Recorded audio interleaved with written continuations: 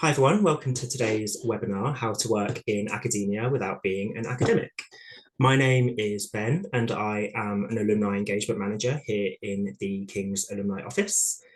This is the second of our How To event series for the academic year. This series supports recent graduates and students to understand the issues affecting the workplace and helps you to feel well prepared to pursue, choose and succeed in your careers. Today's session looks at the numerous opportunities there are to work in academia and impact world-leading research without directly having to work as a researcher. We'll explore the journey from initial research idea to real-world impact, how different roles impact this journey, and share guidance for how to identify and pursue careers in different areas, making the most of the skills you've gained through previous study. This will take the form of a conversation with our speakers, who we'll introduce in a moment, followed by an opportunity for you to ask your own questions. Please post any questions you have in the Q&A function, and a member of the event team will sort these into themes so we can get through as many relevant topics in the time we have as possible. If anyone is joining from the YouTube live stream, you can also post your questions there. The event's due to last just about an hour, and we will be recording the session and making this available afterwards as well. So I'm delighted to welcome today's panelists, all three of whom are graduates of King's and now working across the field in different roles. We've got Verity, Kat and Corinne. Can I ask you to introduce yourselves briefly, telling us a bit about, what you studied, an overview of your career journey today and kind of how you ended up where you are now? Maybe we'll go in that order, Verity, Kat and then Corinne. Thank you. So I'm Verity. I did the Masters in War and Psychiatry, and I did that part-time between 2011 and 2013. I did it part-time, mostly for financial reasons, but it actually was quite helpful because it allowed me to do some volunteering and some work alongside. I did do counselling psychology as an undergrad, and I thought I'd end up working with the military, probably as a researcher. But the course actually leaned me more towards civilian mental health and post-conflict situations and mental health and sort of cultural influences of mental health. I did an internship while I was studying for the Council for At-Risk Academics, and that sort of started my charity career, really. I ended up working in the charity sector for about 10 years.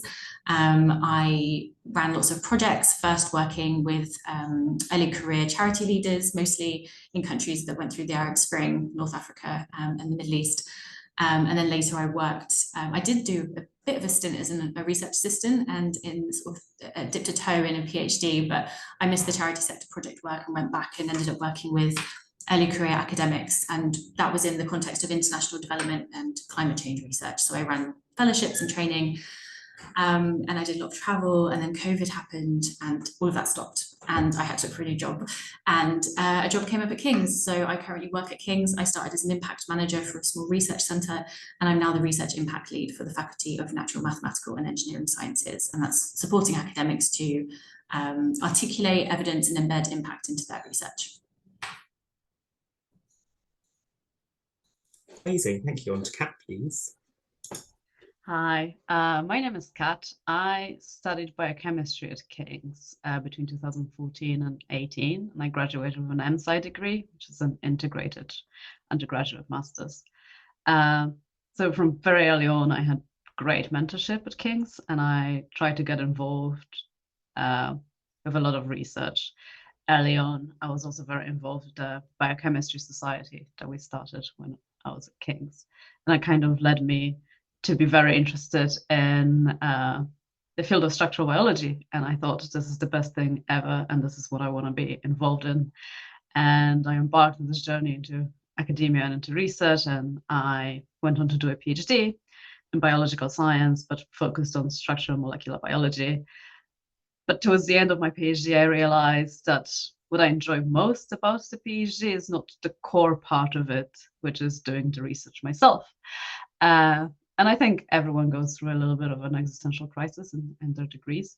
And there were a few that I went through. But I started looking at options that, would still satisfy my curiosity, keep me close to research, but not necessarily doing it myself, a postdoctoral position, eventually leading to being an independent researcher. And my career basically I mean, I came up on the path basically by serendipity. I was researching things, I was looking what's out there, and I saw an ad for a job. And the job was to be an editor at a journal called Nature, Structural and Molecular Biology. And I thought it was really interesting, and I thought I would never get it. I haven't even finished my PhD yet, but I applied just to see what it would be like, and I got it. So now I'm a senior editor at a research journal in the Nature portfolio. I'm happy to talk about that. So I'm definitely not in academia. I'm academia adjacent, and I enjoy that very much. And I interact with researchers on a day-to-day basis, which is great. Amazing, thank you. And then on to Karine. Thank you. I'm Karine, and I did my master's at King's back in 2014-15 in Arts and Cultural Management, which I enjoyed very much. And it was a year that really widened my horizons and helped me expand my network. I met a lot of people working in audience engagement, particularly, which looked fascinating, and I was keen to learn more about it. Through KCL careers, actually, I secured an internship at an art gallery in East London, which was amazing and had a lot to do with audience engagement. Really developed an appetite for this, and it really helped me realize that that was really an area of interest for me. This then translated into working in alumni relations at King's College and later at Imperial, where I really got to explore the vast world of engagement. I got to be involved in developing programs for different audience segments, and that had a lot to do with connecting researchers and alumni and tapping quite heavily at some point into professional development programs and programming. So that then led to my current role at the Royal Society, where I oversee the delivery of our career development program for early career researchers funded by the Society, and that has to do with helping them through various means to become 21st century leaders and, ultimately be successful. Happy to talk a little bit more about that further down the line. Amazing, thank you everyone. We'll start with just asking a couple of questions. A reminder, if you do have any of your own questions you want to ask, don't be afraid to put those into the Q&A, and we can incorporate those into the conversation as well.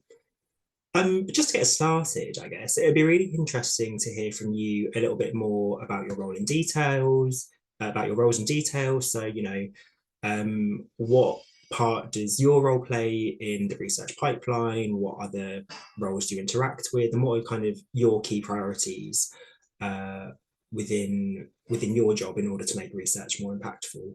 Should we start with Karine and go backwards this time? Sure. Very happy to talk you through this. So the researchers that I support as part of my role are mostly early career researchers, outstanding early career researchers at that, and people with potential to become real scientific leaders in their field.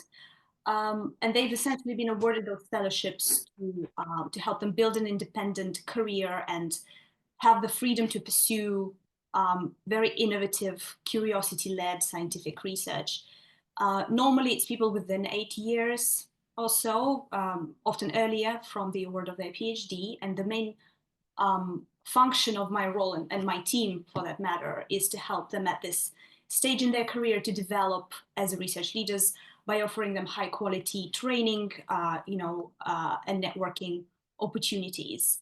It is a time when they start building their own teams, setting up labs and so on. So, beyond being scientific leaders and having that outstanding scientific expertise, they will need a whole host of other skills as well as a strong network to succeed. So that's where my role comes in and fits in within that process that you've alluded to, Ben. A lot of that has to do with interacting with other roles across the Royal Society and beyond. Of course, I work a lot with colleagues managing the grants themselves to ensure that, the offering is in tune with the fellowships themselves. There's a lot of collaboration with colleagues from areas of public engagement, policy, engaging with schools, publishing. There's a lot, so we can maximize those opportunities that we offer to our researchers and ensure that the offering is coherent.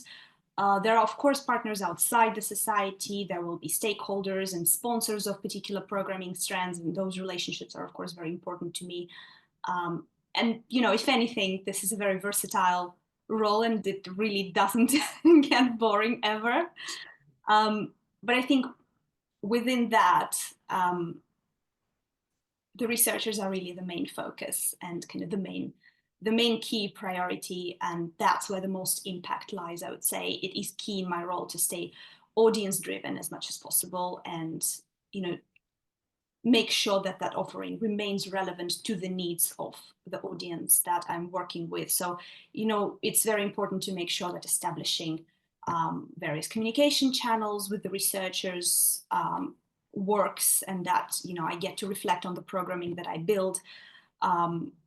You know, it is vital to develop your understanding constantly of the research landscape, because the programming really needs to work in tune with that. And, you know, because we now know that being brilliant in science isn't enough to become the leader of tomorrow and become successful in developing your research. And ultimately, I would say that my role is best placed to connect the dots. When it comes to decision making on certain programs, I find myself often to be that focal point where everything meets, because I'm the one who's been exposed to a lot of viewpoints and a lot of perspectives, you know, as well as, you know, being aware of previous experience and sector best practice, as you know, and a whole host of other things. So that really makes it possible for me to then connect the dots and bring the project to the outcomes that are the most beneficial for the target audience. So that's where I would say it all really connects. Amazing, thank you. I think that point about, you know, having lots of different viewpoints and really connecting them together is something that I imagine might be a theme in the conversation when we're talking about such complex research. I'll hand over to Kat. Hello again. The question was about my role and the part I play, right? Like, yeah. So as I said, I am a journal editor. So there's a lot of scientific journals out there for all the different fields. Not all of them have full-time professional scientific editor like I am, but at the company where I work, this is the basis of the staffing is professional editors. So I don't have any other interests than publishing the science that comes to us. So as an editor, I basically, all of the research that comes to me has already been done. I'm at the end of the scientific journey of the authors, where they are ready to wrap the project up and want to publish it, to disseminate it to likely the widest audience that's possible. And my journal is particularly interested in mechanistic insights about molecules that drive life. So my role in the very first steps of interacting with authors and scientists is choosing the articles that we would pursue publishing. And my main interest lies in that, publishing the best that we can from what comes to us. And my interest lies with the readership of the journal. So what's going to be interesting and have the most impact for the people who might be reading our journal. And the base of my interactions today are, of course, with my colleagues and other editors, but mostly with the corresponding authors of the papers that I handle, so the senior scientists. But I also travel to conferences quite a lot and visit labs, and I interact with all of the researchers at different stages of their careers. And probably, interacting with the earlier career researchers is the most enjoyable part of the job. The people who actually get their hands dirty doing the research. So as I said, my key priority is choosing the manuscripts for potential publication. But then, what does that entail? Besides, filtering out what we can publish and what we want to pursue. I facilitate the process of peer review, so I interact with a lot of scientists who would be the potential readers of those articles to provide their feedback. And through that feedback, we aim to improve the manuscripts, both in their technical aspects, but also in the solidity of the science that supports the conclusions in the research. So this is the more technical part of the job, working on primary research articles, but we also, and this is quite fun, try to help disseminate the science that we end up publishing in the end, all of the primary research. It is quite specialized, and we do this by writing and commissioning pieces aimed at a slightly wider audience, written by scientists for scientists, but in a little bit more approachable format that summarizes the primary research that we publish or other people might have published, other journals might have published. I also work with scientists to edit their articles, be it primary research or say review articles that summarize the fields. And I can also work with the authors and other colleagues in my company to help press release any of the science that comes to us. So I really come at the very end of the process.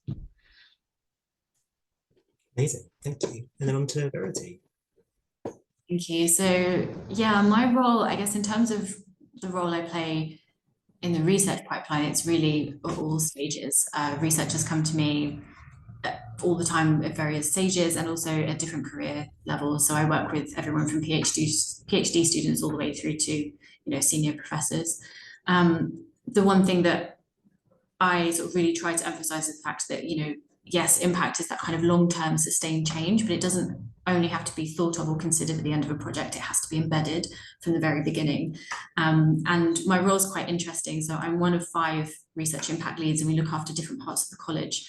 And we actually sit at the centre of the college in what's called the Research Management and Innovation Directorate. I have the longest job title. And the scope of my role has 2 parts, really. One is really broad, and that's just about embedding impact into research culture and helping people to think about impact in a slightly more holistic way. And the other is very specific and looking at the development of impact case studies for the REF exercise. So I won't go into the nuts and bolts of it, but essentially every 7 to 8 years we submit evidence to say how good our research is, and the UK government give us money based on how well we perform. So we have to identify impact case studies that demonstrate how good our research is. The thing that's quite challenging about my role is that if people aren't already coming to me because of my job title or my visibility, normally they see me coming and think, oh my God, she's just going to ask me to do more work. And researchers already have to balance so many responsibilities. They're teaching, they've got admin roles, they could be head of department or head of a research group. They're doing the actual research, and then I come along and sort of say, okay, can you prove that you're doing what you say you're doing and that there's value in what you're doing? So yeah, it's a really interesting role, but it means having to play many roles and wear many hats. And I sort of describe the role more as a kind of knowledge broker, if you like. So if someone's talking to me at the design and development stage of their work, it could be helping them think about who their stakeholders are or who the beneficiaries, who are they going to partner with, what kind of impact do they want to achieve, what do they care about. REF is a blessing and a curse sometimes, because yes, it drives those conversations, but I think the incentives sometimes can be quite difficult. You get kind of your name on a case study, but you don't actually get any of the money really, unless it gets filtered down. So it's working with them to figure out what kind of stuff they want to do, what activities should they be doing as part of their research projects, what engagement, and a lot of that involves working with teams across both the faculty and across the college, and sometimes externally. So in the faculty that I work in, we have what's called an enterprise and engagement team, and that includes outreach, so working with schools and communities. We've got a comms team, events managers. So often it's about talking to an academic and be like, okay, well, it sounds like you want to reach this audience, but we have this team that can support you to do that, and we have a conversation and a lot of signposting. And we also have central college teams. We have the Policy Institute, for example. So some academics I work with are really interested in influencing policy. That could be government policy. It could be national, or local government policy. It can even be policy of, certain sectors or, organizations or manufacturing processes, that kind of thing. So yeah, it's often about facilitating these relationships, leveraging those networks. If people want to work externally, it's making sure that they've got the right contact at King's or There's lots of specialised groups that specialise in co-producing research and participatory research that I can put people in touch with. My background in the charity sector, a lot of the work that I did was government funded. So I worked with a lot of UK aid money, which meant that I was evaluated within an inch of my life. So I had to produce evidence of everything I was doing and prove that the money I was spending was worth spending. So I have a lot of evaluation experience, and I bring that to the work that I'm doing. So helping academics think about, okay, what evidence do you need? If you're applying for future funding, what evidence can you provide to prove that, you know, this is worth investing in? Or if we were developing an impact case study, what kind of evidence can we provide there? So a lot of that evaluation and trying to create networks as well and put people in touch and share that best practice. I use research skills myself. I mean, you know, a lot of the work I have to review quite a lot of data, and there's sometimes, you know, we do reports on previously submitted case studies, looking at literature and trends. You know, the sector is always changing, the ref guidance is always changing. So it's important to keep on top of new ways of working and to really push those college level changes that are going to make the researchers' lives a little bit easier, hopefully. And I think really the sort of, in terms of the way that I work with academics, I think the important thing about my role is that I can't force them to do anything, and I can't make the impact happen, right? Just because we have a conversation doesn't mean it's going to happen. And actually a lot of the role is a little bit more like coaching. I'm training as a coach because of it. So I'm thinking, oh gosh, maybe I should formalize this, because, you know, it's about getting people to really want to tell their impact stories and want to influence change outside of academia. In the faculty I work with, we have a lot of theoretical researchers, and I say to them all the time, like, impact on research is fine. Like, if you just want to further knowledge and understanding and, you know, the theoretical work, you know, I'm not going to force you to look outside of academia, but there are applications and there are ways, if you are interested in, I'm here if you want me to be, like, you know, for that kind of support. But it's not the kind of impact I'm paid to care about, to be blunt about it. So, you know, it's about really working with them and thinking, what does impact look like for your work and for your career and your trajectory? Like, where do you see yourself, and how can we help you get there? And yeah, in terms of priorities, I suppose it's just not putting people off and trying to get people thinking about impact in a really creative way, and in a way that means something to them. Amazing, yeah, that makes a lot of sense. Kind of going off of that, I think all of you actually have mentioned this to some degree already, but it'd be interesting to hear in a bit more detail, you know, how your current roles fit in with your own personal skills and interests, and kind of what was it about your previous positions that kind of helped you realize that your current role was something that you were keen to do or wanted to pursue later down the line. I'll let you kind of come in at any order you'd like.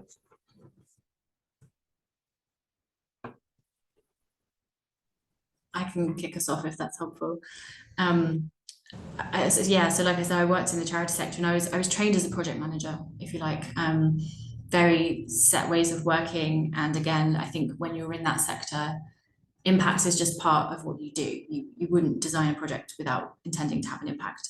And we had set frameworks that we were reporting to. So the Sustainable Development Goals, for example, a lot of the work I did on climate change was in sub-Saharan Africa, and you work against different goals and priorities and ways of working.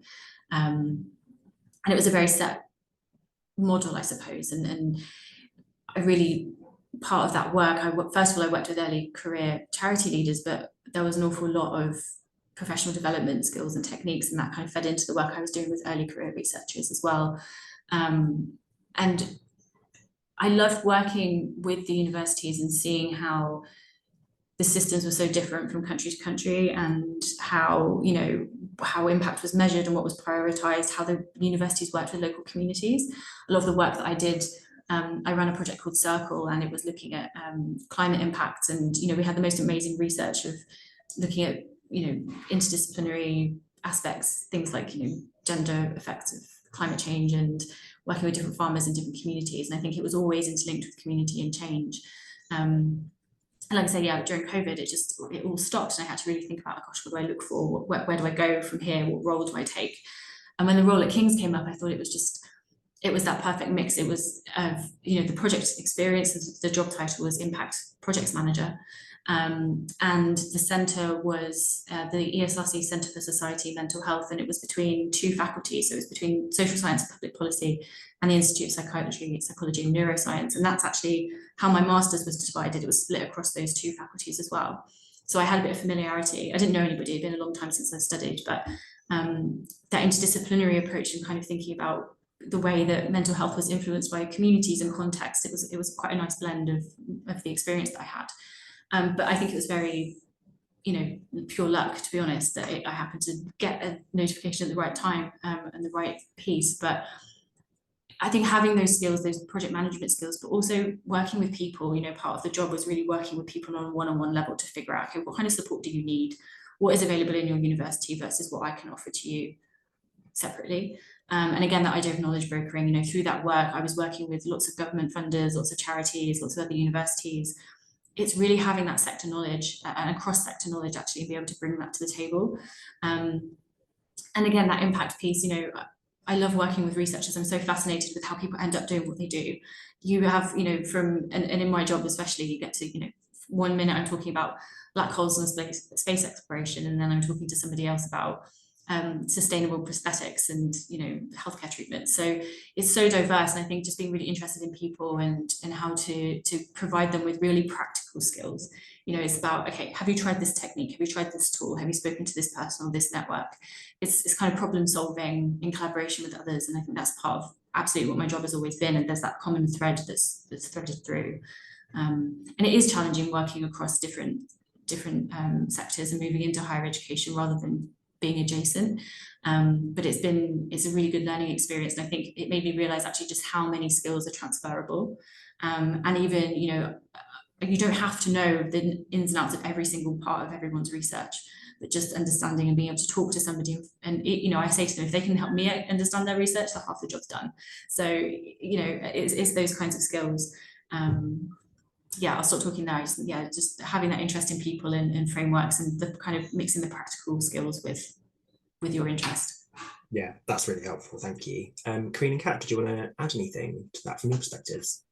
Sure, and I couldn't agree more with what you said, Verity. And in my line of work as well, I get to interact with exceptionally brilliant people every day, and that's I think the most inspirational part of my job. I know, from my colleagues to the research fellows themselves that I work with, in this environment, you come to realize how science really transcends boundaries and and borders, and you get to experience firsthand and support academics who are doing some mind-blowing research. And it is really inspirational to realize that you're able to, in my line of work, to support that process, facilitate that process through providing very tailored professional development opportunities, and potentially help remove help remove some of those blockers that they may face and develop as research leaders. It is a very important part of my role and my kind of motivation, if you will. In my case, I developed my skill set and a good foundation in audience and community engagement through work in a different area, in arts and humanities, and subsequently an understanding of its application in STEM and experience of working in STEM and with people from STEM through my work at Imperial College, notably, and which made my skill set overall that I had built up until that point a very good fit for my current role at the Royal Society. And that gave me the realization that my role, and actually in any future roles that I may hold, because the programs that I'm working on are so tailored to the specific scientific needs of the scientific communities, they will require very particular skill sets going forward. And it would be it would be really interesting to see how all of that pans out, because if you think about that, some of the roles that we see now in this area, they may not have been created when we started our degrees. It's very interesting how it is all developing together with the way that the scientific landscape is changing. And I guess on a related note, what I really like about my line of work is that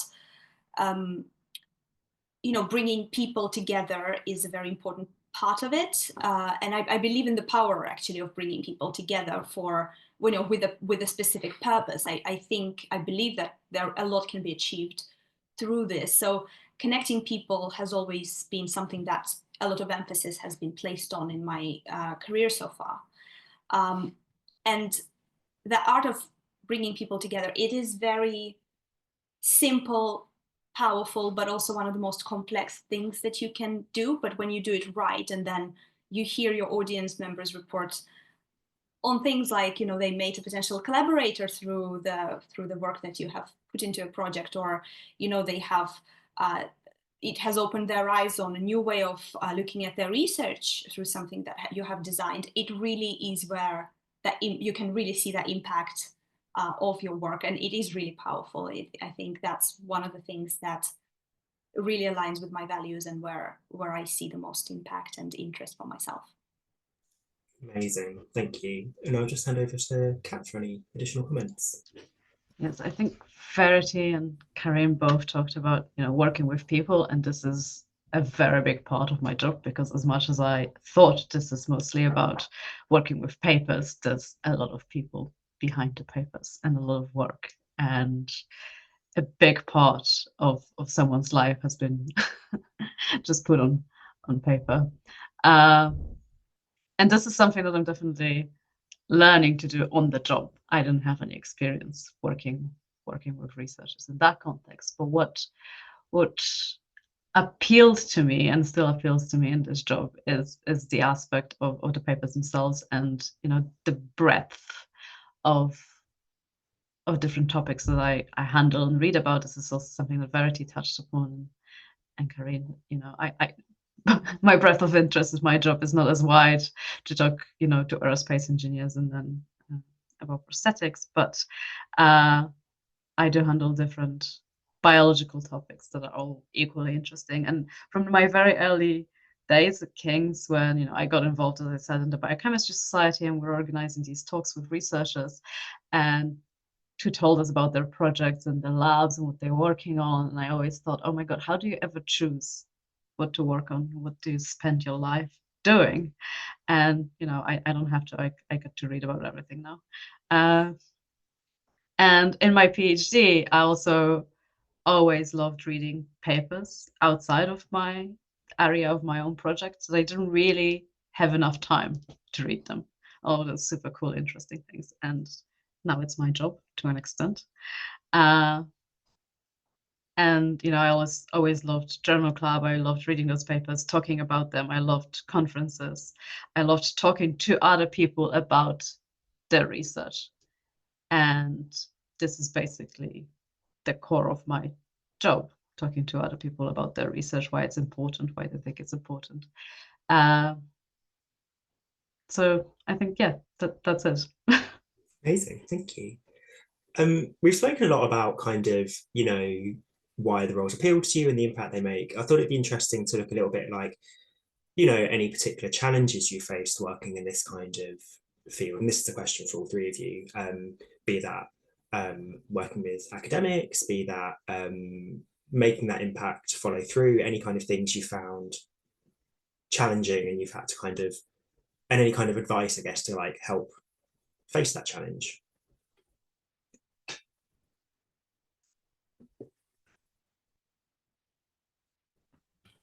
I think one challenge that I've sort of spoken about quite a few times with academics is the fact that I don't have a PhD and I work with researchers.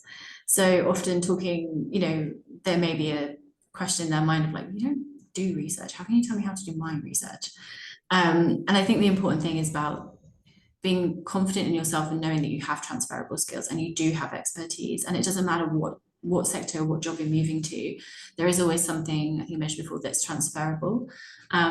But I think an important part of that is being able to build relationships and build trust, and always trying to have something to offer someone, even if that's just some insight or like I say, you're trying to bring these practical skills and saying, okay, well, you know, and not necessarily showing off your CV and saying, no, look, I have done all this kind of stuff. It's about really figuring out how you can be helpful. And I think that's something that can be quite challenging when you're applying for roles, especially looking at university roles or with research institutions or things like that. Often they do ask for that, you know, doctoral level or equivalent experience or something like that. We see it less and less, but I wouldn't say don't let that put you off, but to just be really sure of yourself in terms of the skills that you're actually bringing and the value that you bring to these types of roles. Amazing. Karine, did you want to come in? Absolutely, yes, I would agree with that and second that. I think as someone without a PhD working in an academic adjacent area, yes, there will be some roles that will require or make having a PhD a very beneficial experience for you in this area, but it doesn't necessarily have to be so. I do not see that necessarily as a barrier. I think the important things is to understand how you map yourself against a certain role and what do you bring to the table. Like you said, Verity, what do you bring to the role? Where do you come in, and where does your skill set or unique combination of skills that you have that maybe no one else has makes a difference and makes that, gives you that edge. I think definitely communication skills, in addition to stakeholder management and that ability to build relationships, to build trust, are key. There will be a huge variety of people that you have to communicate with on a daily basis. If you work in an academic adjacent area, they will not just be academics, there will be various stakeholders, and they will bring in a variety of styles, temperaments, levels of seniority, all of that whole bouquet. And it is genuinely very important for the project that you're working in to get the best out of that mix, to really benefit the projects that you're working on. So getting the communication right is key in this area, I would say.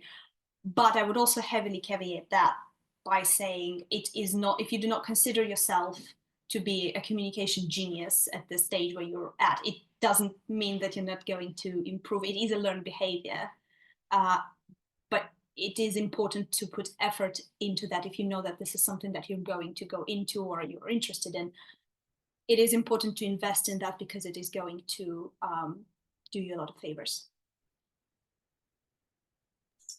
Amazing. And Kat, did you want to add anything from your perspective?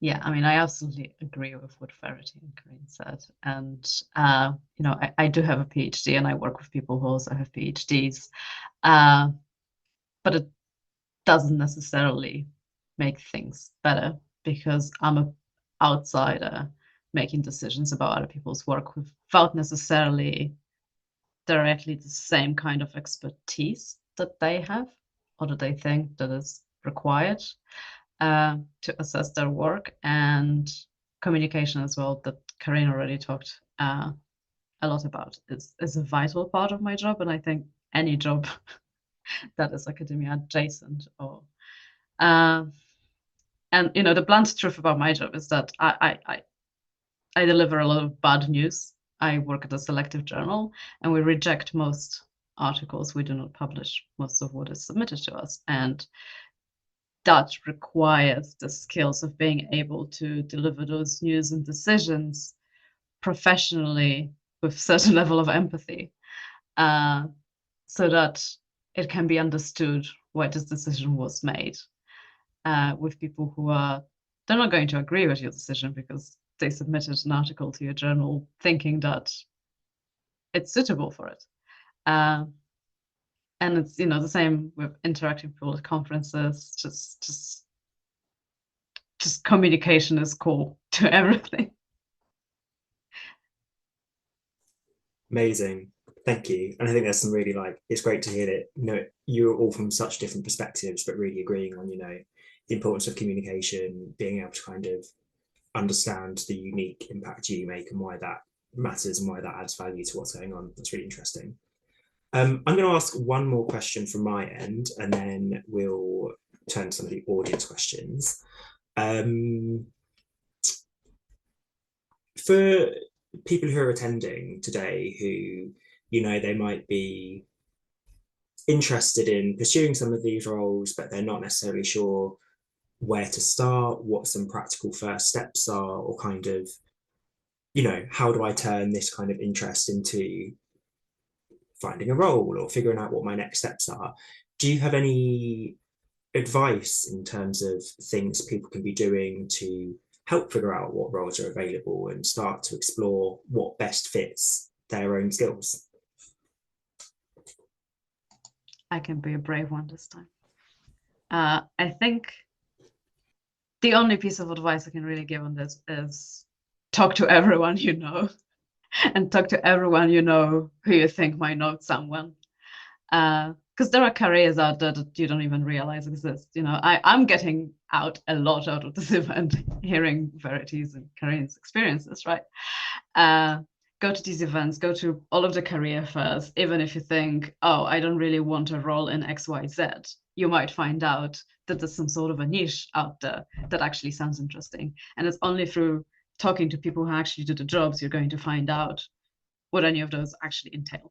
So I was always interested in sort of science communication-ish career. And, you know, for my role, you don't need a PhD to do it, because it gets to do with primary research. You need this research experience at a certain level to do it. But there are a lot of roles, even in my company, in the Nature portfolio, to, you know, like news writers, different types of writers in science magazines and more popular magazines that, you know, you do need some sort of a science degree, a master's, a bachelor's, and you can do those jobs. You can look for internships. And again, in my own company, there are summer internships. There are summer internships within universities that can lead to careers, or just, you know, dipping your toes in different things. And talk to your support networks, your supervisors, if you're doing any sort of research, or your lecturers have had students before who have not stayed in academia. The majority of them probably do not have an academic career as an academic, and they will know of people who have gone to do some interesting things. So just talk to people to find out. Amazing. And I think one thing you touched on was, you know, sometimes it's hard to kind of appreciate how big some of these universities are. So like even at King's, your area of King's, no matter what you do, ends up being so small. The second you start peeling away the layers, there's so much going on, and there's so many different ways to get involved that you just didn't know existed. So yeah, makes a lot of sense. I'd also just further that to say, you know, it's not just the network around you, but there are lots of, I think it's worth thinking about what matters to you and what parts of the job or the studies you're doing, like what do you really enjoy? And when I was looking for work in a different sector, the job title I had didn't transfer, right? So I had to, you know, using search terms like, I don't know, I was looking at social impact or, you know, impact assessment, using these kind of things that you like as search terms can be really helpful in looking at sector specific jobs. So we've got jobs AC, but then there's like charity jobs, or even LinkedIn can be really good because it makes recommendations based on your experience and what you put on there. I'm also part of lots of different networks. So there's a Women in Higher Education network that I'm a part of, the UK Evaluation Society. I'm even part of the 93% Club, which is for state school educated professionals. So looking at various networks and different opportunities and making the most of those, I think is really helpful. And particularly in your local area, like even like if you've got a university near you or the alumni network here, just really leveraging it. And I think, yeah, put yourself out there, like ask for coffee, virtual coffees or virtual meetings, you know, or lunches. Like people very rarely say no in my experience. People love talking about themselves and their experiences, and you always learn something. And also I would say for anything like this is to be kind to yourself as well. You know, it can be challenging moving sectors or making a decision to change the direction of your career. And I think often it's hard to see how those skills can transfer, but it's through looking at jobs that are out there, looking at job descriptions, looking at what they're asking for, talking to people in those positions, and thinking about ways, you know, how can you learn, how can you develop, how can you build that skill set? Don't put too much pressure on yourself. It might take some time.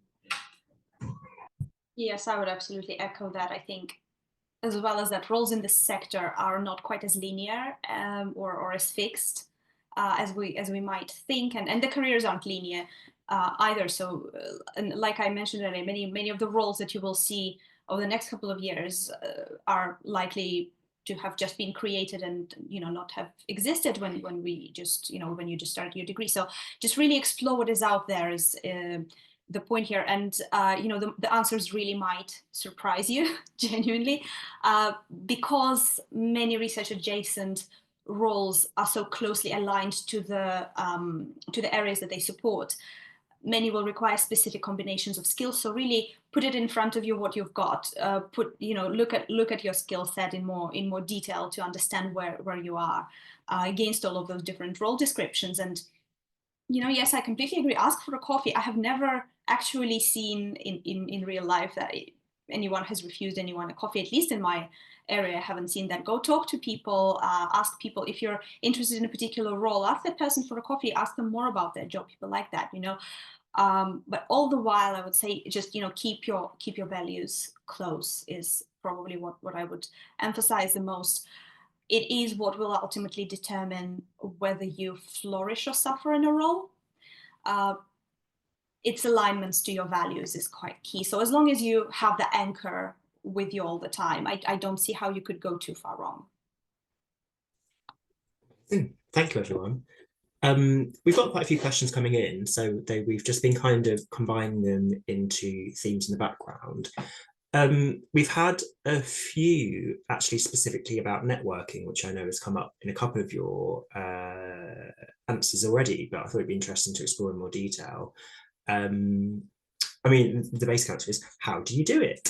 I think, you know, I think people are talking about finding a balance between the professional and the personal, quite challenging, but also identifying those spaces where, you know, you can effectively do that. How do you identify events that are going to be helpful for you, and how do you pull value out of those sessions and kind of make sure you're going into those networking events really intentionally?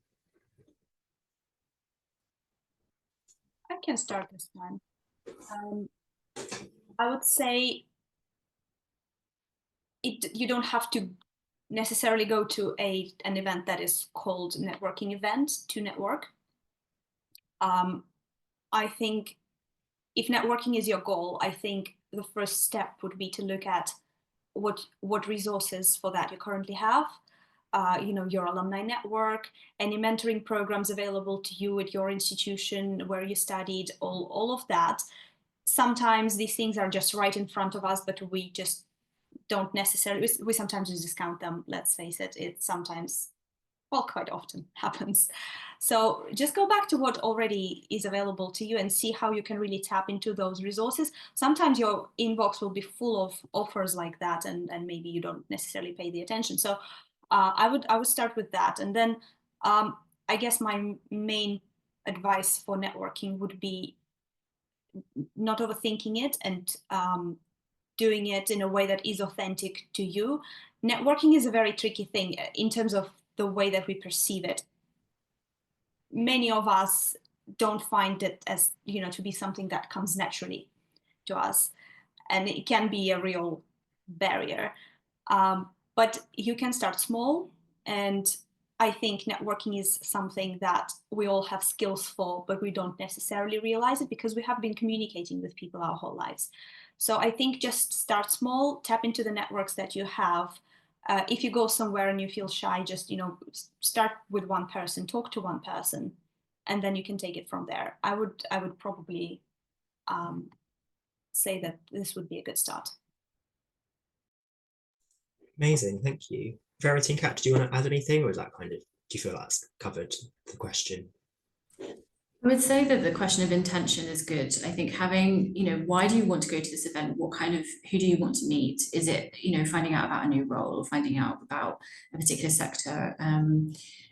That can be something as simple as like looking and seeing who's, I don't know, if you're going to an event, for example, you might have an attendee list, or you know, Corinne was saying about these, like, you know, the formal programs, formal mentoring, formal schemes like that.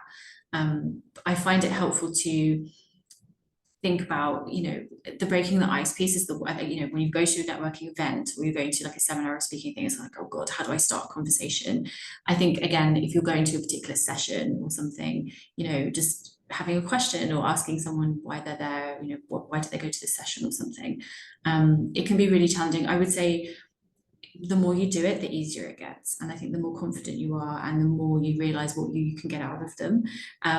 For example, the UK Evaluation Society, it's a huge group, and they do a coffee roulette. So they randomly match two people together. It's you know, and you have a virtual coffee together.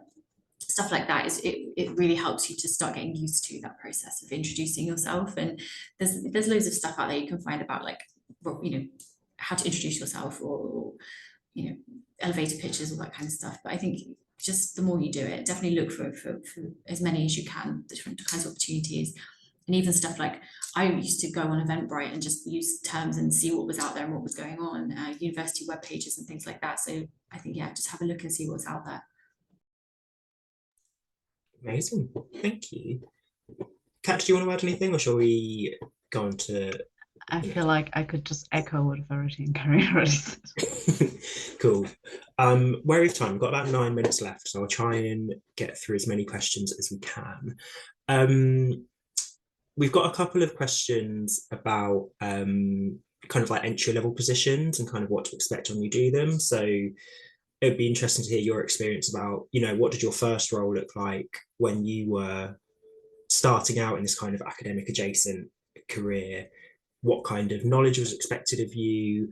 Did you feel like that role at that very early stage aligned, you know, to the end point you were aiming for? Do you think it was more kind of a feel your way as you went through, that kind of thing?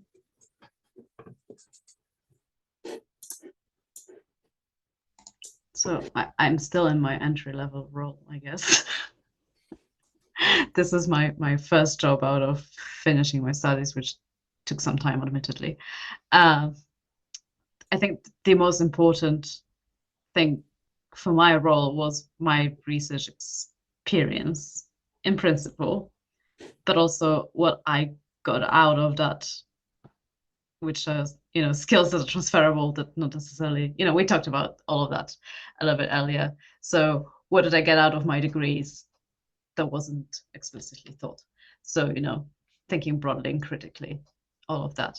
I don't really have any experience in writing or editing. All of that was done basically on the job, and in the role that I have, it wasn't particularly expected. But there are things that you can do to prepare yourself for, you know, specifically, I guess, writing, editing, science communication. And it is just writing, and it is reading, and it's talking about research, and it doesn't need to be any formal experience or training. I'm sure that could help. But if you can show those skills in, say, interviews or at the beginning of your job, then I guess that has value. Amazing. Verity and Cream, do you want to add anything to that? I think just be mindful that a lot of entry-level opportunities, if it's a good organization, of course, they'll have learning opportunities, you know, training, professional development opportunities. If it's about particular frameworks they're using or particular methods or tools, they'll train you. I think it is good to, when you're looking at a job, to do your research on any role, right? Look at what kind of work they do. For example, when I moved into the role I'm in now, I was aware of the research excellence framework assessment, but I'd never actually directly worked with it before.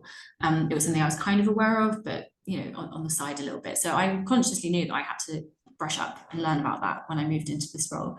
But as an entry level, when I started off, I was a project officer or assistant, and I was doing timesheets and, you know, very, very small scale projects.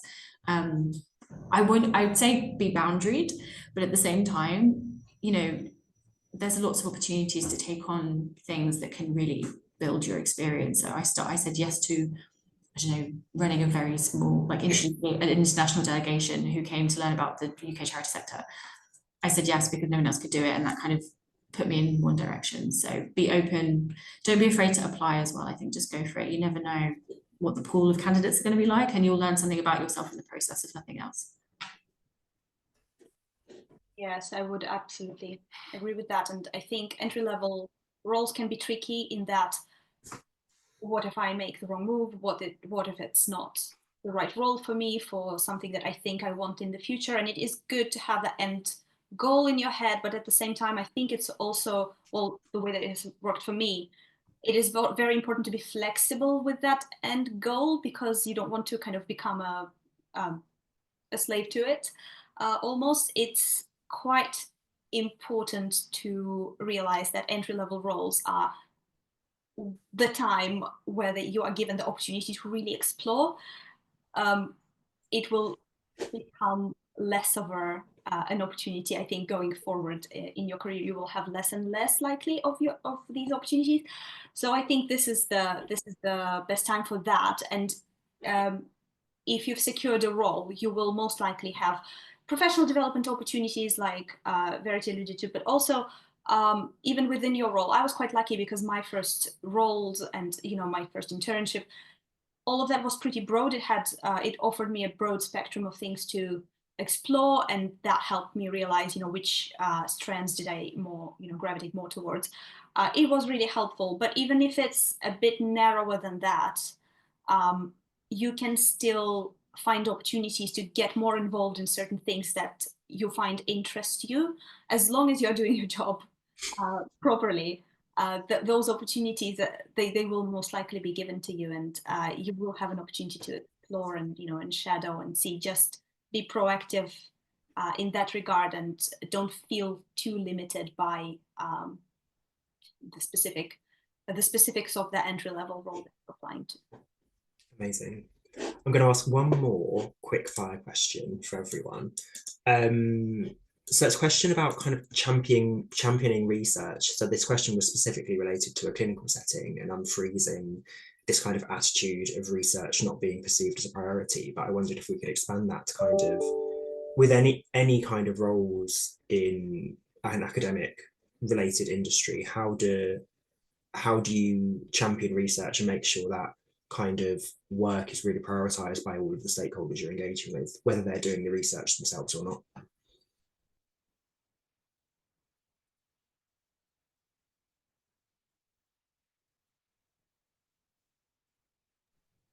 I don't really want to go first all the time. I suppose research plays so many different roles, and it influences all parts of our lives. And when you're in a role, if you're studying at King's and you've come into contact with research and maybe you don't know what direction to take, the conversations I have with academics is always about, well, have you thought about this, or have you thought about this application, or this this application? Universities are part of our immediate communities. Generally speaking, wherever you live, there's going to be a university close by. There's also research that goes on at independent research institutions, as well as organizations, big companies. Lots of large charities also have research roles. So yeah, I think I'm always championing research, and research in all levels and by all different people. Community-led research is also a really important piece that I would champion. So I think whatever it is, like I say, there's a role out there for you. It might not be what you expect it to be, but I think definitely just think a bit more broadly when it comes to research and the applications of it. Thank you. Karina and Kat, any final comments at all? No? Fine if not. That is all of the time we have for questions today. Sorry to anyone who asked a question we didn't get a chance to respond to. If you have any particular questions, feel free to drop us an email and we might be able to put you in touch or help you find some helpful resources. On behalf of everyone present who's attended, I'd like to say thank you to all of our panelists for joining us. It's been a really helpful session, and it's been great to hear so many different perspectives. You can see on the slide that's being shared right now that we'd love to hear your feedback on the event so we can continue to improve what we do. And as a reminder, the event is being recorded and will be available to listen back to on our YouTube channel. The Alumni Office hosts a lot of activity throughout the year for our alumni community, including events, networking, mentoring opportunities, if that's something that I know came up in the conversation and you're interested in pursuing, and opportunities to volunteer as well. Just search King's Alumni Events in your web browser to find out more. Our next how-to event will be taking place in February, so keep an eye out on your inboxes for more information. And we'll also be hosting the King's Expert Series session in January 2025, focusing on global leadership in the 21st century. Thank you once more to our panelists and for all of you for coming along. Enjoy the rest of your days.